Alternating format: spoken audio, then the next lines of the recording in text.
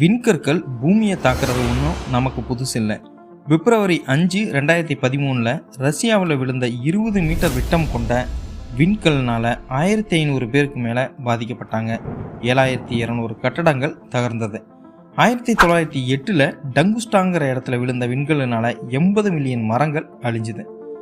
650 million ஆண்டுகளுக்கு முன்னாடி 10 to 15 kilometre விட்டம் கொண்ட விண்கல் மெக்சிகோவில் விழுந்துச்சு. அதோட தாக்கத்தால் தான் டைனோசர் இனமே அழிஞ்சு போச்சுன்னு சொல்கிறாங்க. அப்போது கிட்டத்தட்ட பூமியில் இருந்து 70% உயிரினங்கள் அழிஞ்சுதான். அதுபோல் ஒரு நிகழ்வு மறுபடியும் இப்போ நடக்குமா? பூமியை தாக்க ஒரு விண்கல் வரதா இஸ்ரோ எச்சரிக்கை பண்ணியிருக்கு. உலக நாடுகளும் இந்த விண்கல்லை உற்று நோக்கிட்டு இருக்கு. அதுதான் 2024 கண்டுபிடிக்கப்பட்ட அப்போபிஸ். இதை தொடர்ந்து கண்காணித்து வந்ததில் 2029 அப்புறம் 2036 பூமிக்கு மிக அருகில் வரப்போகுதான். குறிப்பாக 2029 பூமிக்கு மிக அருகில், அதாவது 32,000 கிலோமீட்டர் தொலைவில் வரப்போகுது.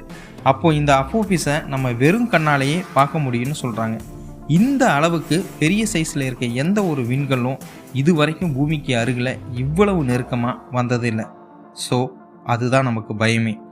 இந்த சிறுகோளோட விட்டம் மட்டும் 340 மீட்டர்லேருந்து 450 மீட்டர் வரைக்கும் இருக்குன்னு கணிச்சிருக்காங்க. பொதுவாகவே 300 மீட்டருக்கு மேலே பெருசாக இருக்கக்கூடிய சிறுகோள்கள் ரொம்பவுமே ஆபத்தானதாக இருக்கும்.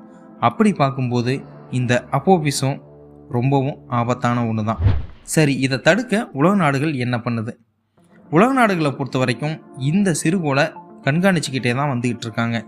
இந்த அப்போபிஸ் சிறுகோளை ஆராய நாசா தன்னோட ஓசிரிஸ் ரெக்ஸ் ஸ்பேஸ் கிராஃப்டை அப்போபிஸை நோக்கி திருப்பி அனுப்ப போகிறாங்க.